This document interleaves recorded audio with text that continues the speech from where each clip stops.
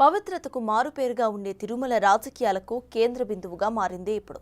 స్వామివారితో పాటు పవిత్రంగా భావించే లడ్డూ ప్రసాదాలు కేంద్రంగా చిచ్చురాజుకుంది.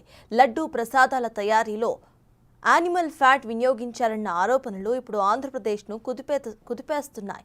ఏకంగా సీఎం చంద్రబాబు ఈ కామెంట్స్ చేయటం పెను సంచలనంగా మారింది. లడ్డూ తయారీకి జంతువుల కొవ్వు నుంచి తీసిన నూనెను వినియోగించారంటూ ఏపీ సీఎం చంద్రబాబు నాయుడు సంచలన వ్యాఖ్యలు చేశారు. ఇప్పుడు ఈ మాటలపై రెండు పార్టీల మధ్య కూడా వాదోపవాదనలు నడుస్తున్నాయి.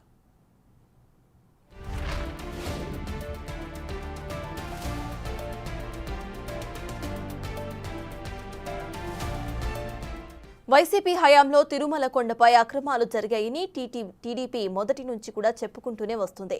వాటిని వెలికి తీసే పనిలో కూడా బిజీగా ఉంది టీడీపీ. అందులో రోజుకో వ్యవహారం ఇప్పుడు బయటకొస్తోంది. నిజానికి స్వామివారి లడ్డూ ప్రసాదాల్లో అన్న ప్రసాదాల్లో నాణ్యత లేదని గత కొద్ది రోజుల నుంచి భక్తుల నుంచి సౌండ్ వినిపిస్తూనే ఉంది. కూటమి అధికారంలోకి వచ్చాక వాటిని సరిచేసింది. ఇప్పుడు చివరికి లడ్డూ ప్రసాదాలు కూడా అపవిత్రం చేశారు నాటి పాలకులు.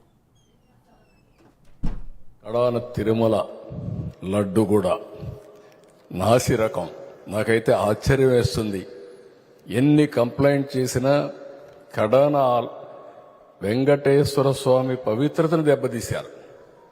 ఎన్నోసార్లు చెప్పాం.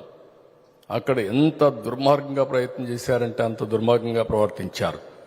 కడాన అన్న దానంలో క్వాలిటీ ఆఫ్ ఫుడ్ లేకుండా చేశారు.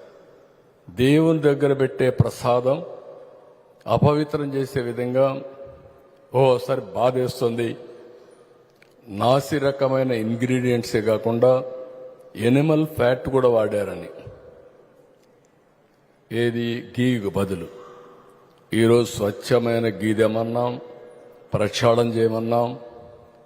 నాణ్యత పెరిగింది, ఇంకా కూడా నాణ్యత పెంచుతాం.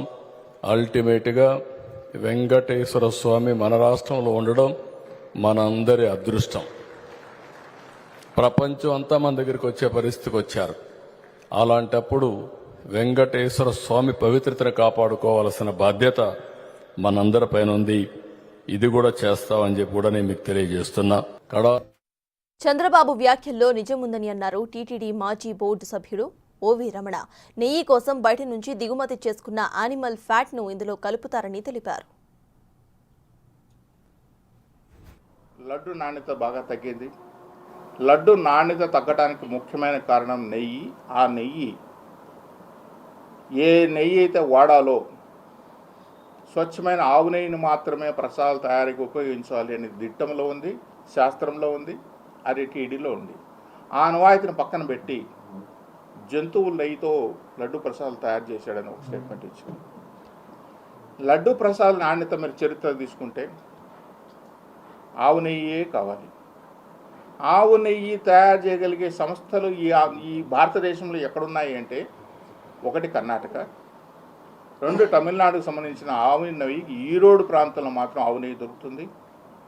మూడు ఆంధ్రప్రదేశ్లో సంబంధించినంత వరకు ఒకప్పుడు చిత్తూరు డైరీ పల్మనరీ బెల్ట్ ఆవు నెయ్యి కాబట్టి అక్కడ దొరికేది. చిత్తూరు డైరీ మూసిపోయిన తర్వాత విశాఖపట్నంలో ఆవు నెయ్యి బెల్ట్ కొంచెం దొరుకుతుంది.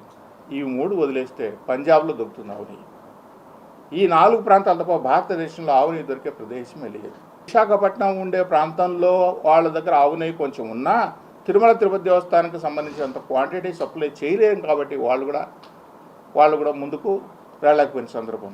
సరే, మీరు చెప్పిన కండిషన్స్ ప్రకారం ఇన్ని లక్షల ఆవు పాలు ఉత్పత్తి చేయగలిగే సామర్థ్యం కావాలి, ఆవు పాలు ఉత్పత్తి చేయగలిగి మనం వెన్నగా కన్వర్ట్ చేసే సామర్థ్యం ఉండాలి, దాన్ని మనం నెయ్యిగా ఇన్ని డిగ్రీస్ టెంపరేచర్ చేయగలిగే సామర్థ్యం ఉండాలని చెప్పి మీరు కండిషన్ పెట్టినా అవన్నీ పక్కన పెట్టేసి ట్రేడర్స్ దగ్గర తక్కువ రేటుకి వచ్చాడు.